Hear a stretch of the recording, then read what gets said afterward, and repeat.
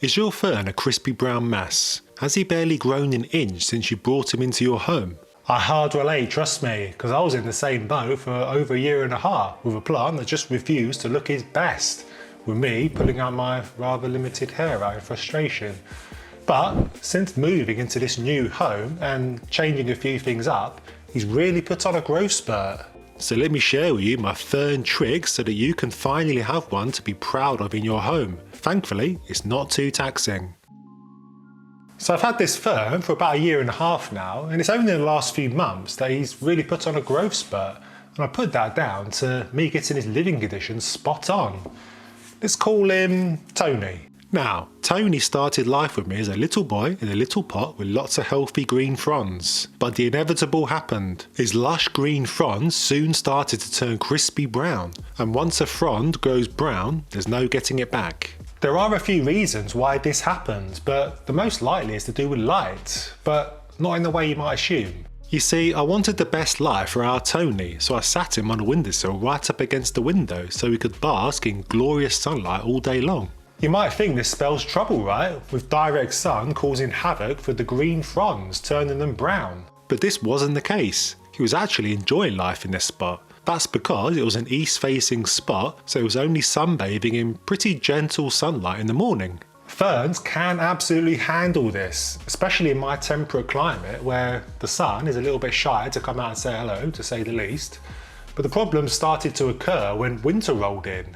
Winter is a gloomy time for us Sheffielders, and Tony was only getting 8 hours of sunlight a day. He was unhappy to say the least. A lack of light is one of the primary reasons a frond goes crispy brown. It basically dies. I mean, just look at this weirdness. Got one side of the plant that is green and relatively lush, and the other side is browner than a bar of Snickers. There's a very good reason why this particular phenomenon has occurred.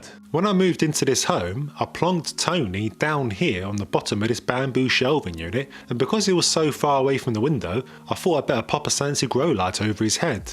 This is when the growth spurt really took off, and why one half is looking great and the other not so much. Ferns love grow lights. Honestly, it's the safest way to grow one because you have absolute control on how much light they are getting. There's no risk of burning the fronds in direct sunlight, and you avoid them dying from a lack of light. That is unless you forget to rotate your boy like I did.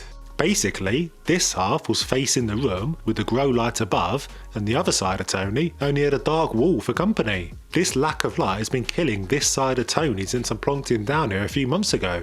This low light problem is clear when you look inside the plant too. Because Tony is so bushy, light is struggling to get into the middle, so the fronds are going crispy brown. And this is probably happening with yours. Let me know in the comments if it is. So what does all this mean for your fern then? Well, I reckon the best spot is not too close to a wall with a Sansi grow light shining overhead and the occasional 90-degree turn so all sides get their fair share of the good stuff. By the way, there is a link to a very juicy 25% discount off Sansi lights in the description for you to have fun with. So you could play the risky game and have them up against the window and you could see bountiful fronds in summer, but come winter, a grow light will really help stop the fronds dying off. Now, light isn't the only reason for a fern's misery. There are a few things that I have changed to really make our Tony sing. Let's talk humidity. I mean, you're probably sat there waiting for me to talk about it, right? After all, ferns are found in damp woodlands, so it makes sense they need high humidity to thrive, surely. Well, I'm not sure humidity is the be-all and end-all that we all think it is. Before I spill the beans though, I just want to encourage you to check out my brand new second channel, Sheffield Made Gardens. We're having tons of fun over there with epic tips and tricks to bring your garden to life, from composting to seed starting to pruning. Follow the link in the description and subscribe so you don't miss out on future videos. So in my old house, humidity was very high. So high in fact that black mould on the walls was a constant problem, and the health of the family too. The humidity meter would be constantly sat at 75%, sometimes going up into the 80s. Not great for human health. Anyway, I've moved into this new gaff and humidity is much lower, normally around 50%, and Tony's health seems to have improved if anything. Admittedly, this is fairly anecdotal, but why worry about something that is nearly impossible to control without 10 humidifiers on the go 24/7? Instead, I reckon it's 10 times better to just let your boy sit in a consistent environment. The constant swings in humidity as you turn the humidifier on and off every day will be doing no favours to the fronds. I focus on the other things that have a much bigger impact, like light and watering, and that's the perfect segue then to talk about H2O. Light and watering are the two biggies when it comes to caring for any plant, and ferns are no different. Now, they're a bit odd in that they don't really show you when they're thirsty for a drink. You have to do the investigative work yourself by sticking your finger in the soil or even using a moisture meter. There's no drooping of the stems like there is with a peace lily, for example. If you let a peace lily dry out a touch, then she's all bent over the floor like a silly lass, isn't she? Instead, what you'll get with ferns is yet more crispy fronds, and then it's too late, the fronds are toast. This lack of flop makes it tricky to get the watering right, especially with Tony, as you'll see in a sec. In an ideal world, I like to check Tony twice a week. Fern's like a moist soil as it is, you see. Plus, I think Tony is fairly root bound in his pot, so he tends to dry out much quicker than his friends. A moisture meter is a great option, and I tend to water when the meter reads 3 to avoid the fronds turning on me. This keeps the soil nice and moist at all times. A quicker way that is a little more advanced and requires you to learn the ins and outs of your plant a little bit is to simply pick him up and feel how heavy he is. Light as a feather, then his private parts will be drier than, well, you get the idea. Heavy, then hold off for another few days. This way of doing things is great when you have over 200 plants on the go and you want to get the job done quickly. Another pro tip is to water your guy like this rather than this. Bottom watering is the secret sauce to healthy plant growth. The soil gets evenly moist, the roots grow down in search of the water, and overall your plant is much healthier. It's very tricky to get all areas of the soil wet when pouring water over the top of dry soil. It tends to run through or skip off the surface. If you're one of many of the thousands of plant parents to have downloaded my free plant troubleshooting handbook that is linked in the description, you'll know all about the trouble this next problem can cause. Ferns have very delicate leaves, don't they? And this normally means one thing. They're sensitive to the build-up of chlorine in our tap water. Chlorine build-up can be toxic to certain plants, and unfortunately ferns are in that camp.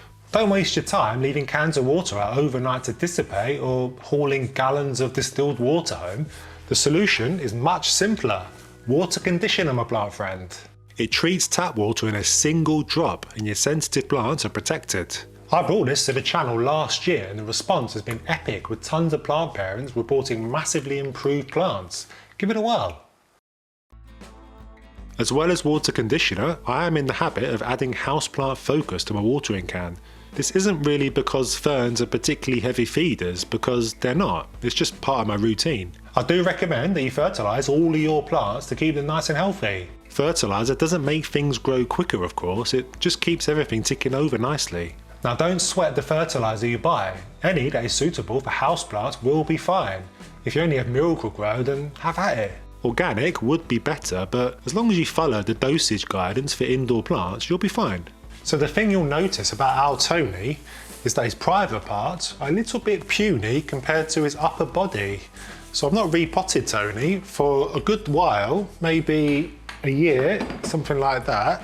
So I think he needs a bit more room to stretch his legs into. So I've got a bigger pot for him.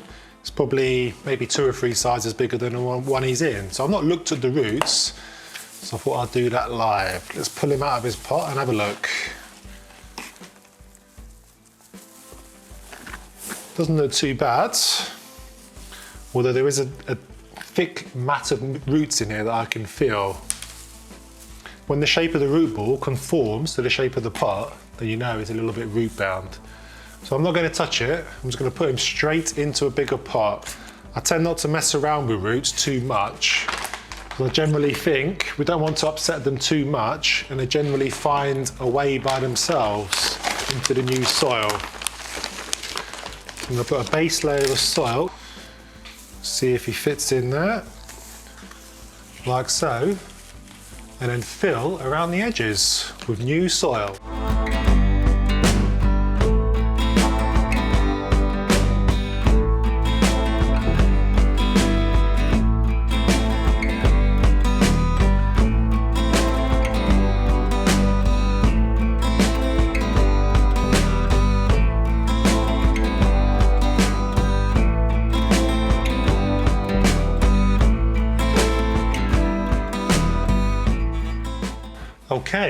So I've given Tony a repot, put soil around the edge. It was a bit tricky because he's quite a bushy specimen, so trying to get my fingers around the pot was tricky, but it's nicely compact in there, so that's good.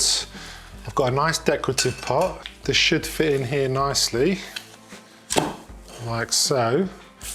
And then I'm gonna give him a good drink. That's what I do to every time I repot a plant, I always give it a good drink, and I'm gonna bottom water. So I'm gonna add about 1/3 of the volume of the pot. Let him soak all that up slowly, and then I'll come back the next day and discard any excess.